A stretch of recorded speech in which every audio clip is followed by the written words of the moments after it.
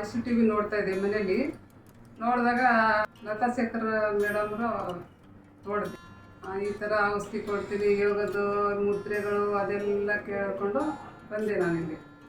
ಬಂದಾಗ ನನಗೆ ತುಂಬ ಜಾಯಿಂಟ್ ಪೇನ್ಗಳು, ತಲೆನೋವು, ಮನಸ್ಸಿಗೆ ಸಮಾಧಾನ ಇರ್ತಿರ್ಲಿಲ್ಲ. ಏನೋ ಒಂಥರ ಬಾಧೆ, ಹೇಳ್ಕೊಳಕ್ಕೆ ಆಗ್ತಾಯಿಲ್ಲ, ಆ ಥರ ಆಗ್ತಾಯಿತ್ತು.